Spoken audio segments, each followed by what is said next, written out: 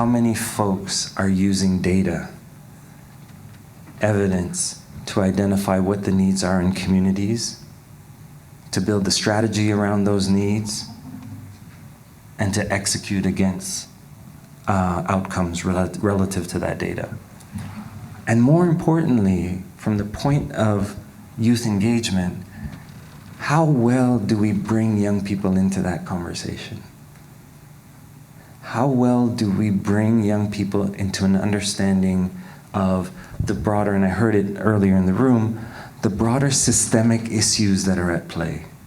How does municipal planning and budgeting processes, how does provincial planning and budgeting processes impact the way in which work plays out on the ground? So these are big things that we were trying to tackle at the time, and we're learning very quickly within the Youth Challenge Fund. We came up with the key principles for the Youth Challenge Fund. Youth-led, community-based, collaborative, and fostering systemic transformation. Youth-led, youth-driven was something that we would constantly battle for over the 12 years of the Youth Challenge Fund. And what did we mean by youth-led, youth-driven? What we were saying to stakeholders, to community service agencies who were delivering youth programs for years and years, many of whom would say, we are the experts, we have been doing this for 30 years, and we know how to build programs for young people. And our stance at that time was, yes, and very little has changed. How do we move with you from beyond just creating programs for young people to creating programs with young people and creating an environment whereby young people are taking the lead in determining what those programs look like, feel like, and they are starting to inform what the outcome indicators are that need to be embedded in your program model. So youth-led, youth-driven was at the heart of our work. At the heart of it, we are starting to talk about, many folks are here, understand positive youth development. We created a report, the Youth Thrive report. Folks heard about that report. We partnered with the YMCA to develop. Had 3 key pillars as essential for effective youth programming development: autonomy, competencies, and relationship. That at the heart of every programming model, at part of every opportunity in which youth are participating, if you can foster a sense of autonomy, i.e. independence, I have a lead here, that you are building competencies and skills, and that you are fostering positive relationships, positive peer relationships, and also positive mentoring relationships, that these are the essential building blocks for youth development and youth programming. Second to that was community-based. The response to that was primarily because over and over we were hearing from communities, we keep seeing these organizations that are not part of our communities parachuting into our communities, developing programs, and then they go home at the end of the day. So that informed our second key principle of being community-based, that the initiatives needed to come out of the very community that they were serving. And then finally, the assumption that youth-led, youth-driven, community-based, and collaboration would create the conditions for possible systemic transformation. The thing that was really important for us as we started to commit ourselves to this principle of youth at the center of our work is that we had to be very, very specific and clear about what it is we were trying to achieve with young people. It had to have a clear focus, clear objectives, and clear intent. Part of the youth engagement goes beyond just having folks sitting at the table and informing your strategy. That the deeper youth engagement is the intentionality to build young people's capacity to be actors on the stage, to have a sense of autonomy and influence within the activity they're in, and beyond just having a sense of that as folks within organizations, within institutions, our authentic youth engagement is our commitment to ensuring that they are well equipped with the language and with the understanding to be actors on the stage. Otherwise, what happens is that young people often then feel tokenized, that they raise an idea, they raise a voice, it gets a smile and a nod, it gets noted, but they never see it again. And they're invited again to the table for another token, another pizza slice, but no genuine input into the change that they have signed up to be a part of. Everybody grows up at some point. Everybody grows beyond that one idea at some point. And so the thoughtfulness necessary of what happens when I'm ready to transition out of this thing that I've outgrown, what happens to that young person? And how do we think about that within our collective impact strategies, within our initiatives to say, as we invite young people to be actors in this transformation that we are embarking on, let's think about their learning journey to be actors within, and then when they're ready to pivot and move beyond, that we're not just saying thank you, shake your hand, here's a plaque, we'll recognize you, but that there's a continuity for those young people within our networks, within our circles of influence. One of the things that we pushed on a lot, as I said, was the youth spaces. And in those youth spaces, many of them were in the City of Toronto public spaces. And I heard folks talk again about sustainability earlier. How do things continue beyond the 3-year funding, the 4-year funding? The collaborative piece of the principle that I spoke to earlier was essential to that. Because as many young people asked for spaces, they had great ideas. They said, if you give us, we can buy a small lot. We can buy a small house, and then that becomes a capital, and now will become a financial asset for an organization. But evidence told us, if we let you buy the money, how are you going to continue with the operational costs? Like 3 years from now, it's just going to be an empty building with dust bunnies running through it because you haven't been able to keep up with the operational costs.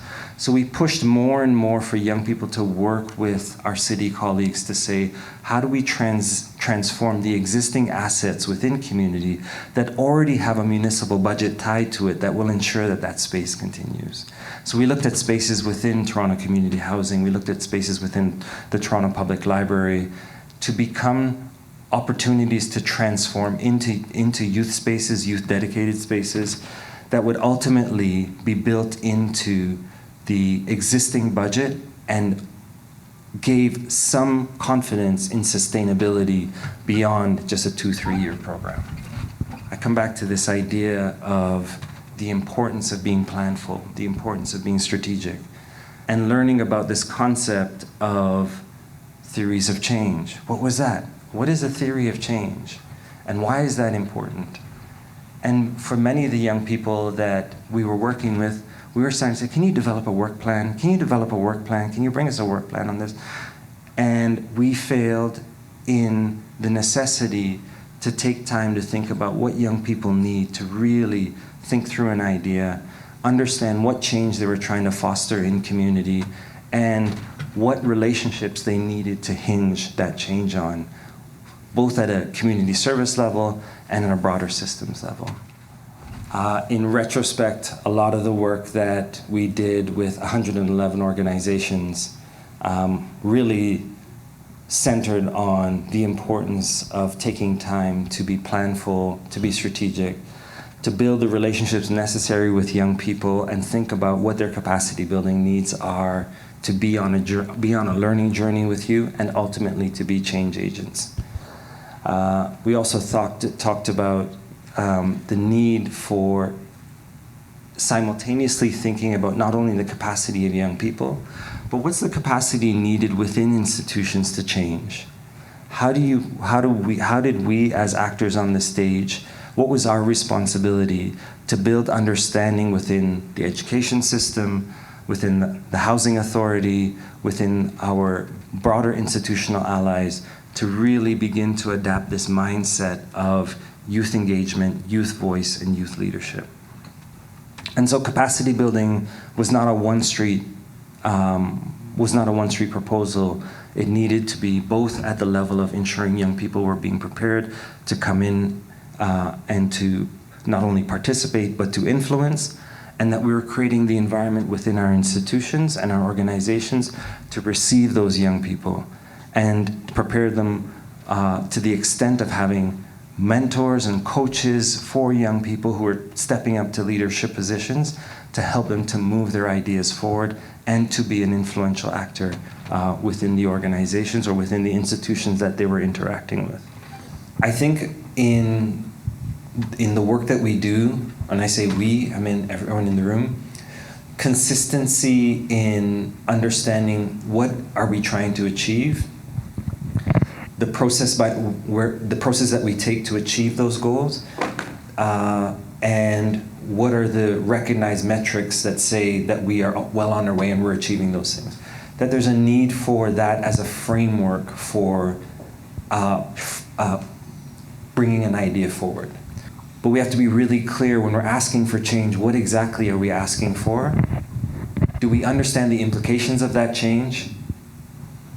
Because when we show up to decision makers who are not necessarily open to the voices of young people or other communities that are advocating for change, it's easy to shut those voices down because they don't understand the system. You just don't understand. You don't understand the system. These are naive questions. That's what I have witnessed over and over and over again. And that's why it is our responsibility to build capacity for young people to understand the thinking, the mindset, the lexicon that is embedded within the culture of that system.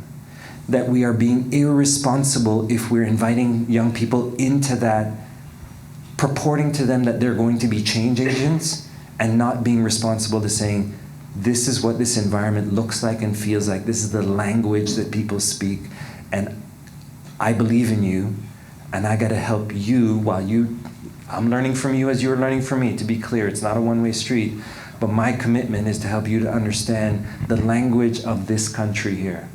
Because if you wanna change this country, you have to understand that language in order to get into the mindsets and help to translate how.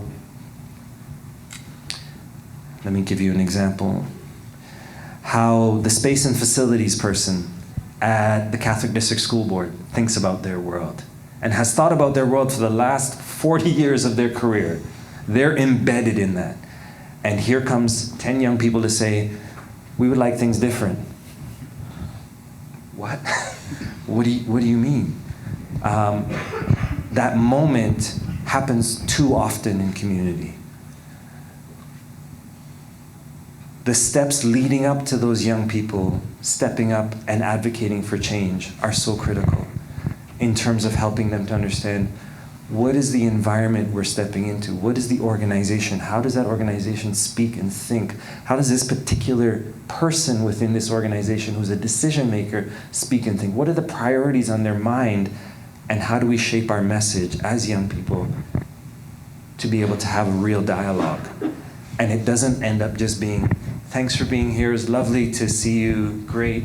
We love when young people come and show up and tell us what they want.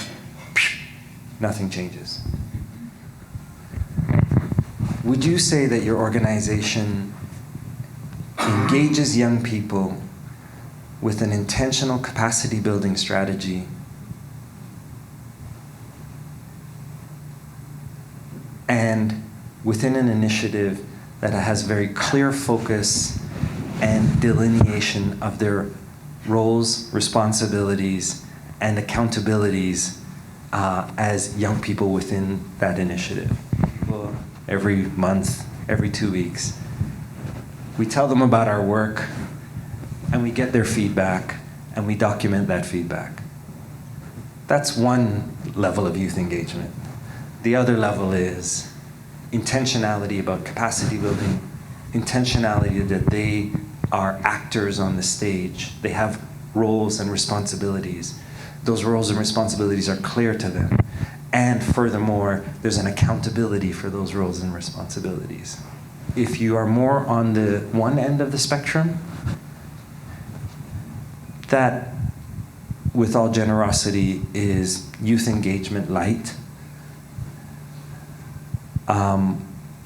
My critical voice is, it is what is often referred to as youth tokenism. Further on the other end of the spectrum, if you are leaders within your organizations, if you are influencers within your organizations, that you are systematically thinking about, beyond engagement, what is this strategy or my organization's commitment to the growth and development of these young people in a way that when they are ready to pivot and exit, we have more than just got their opinion, documented it, and used it as part of our data to demonstrate that we have youth voice within our program or youth voice within our organization. But that we actually have evidence that young people have played an influential, active role in our work within our organizations, that we can tell you what their roles and responsibilities are, and we can tell you as an organization or a strategy how we have moved them from point A to point B in their learning and growth and development journey. Do we, as organizations, as community leaders, as strategic leaders, have a clear sense when we talk about youth engagement, when we talk about youth participation, do we have a clear enough sense and intentionality around what the needs are of those young people beyond just their idea, but what the needs are of those young people in their growth, in their development, and their understanding of how their communities function and their role in driving change within those communities.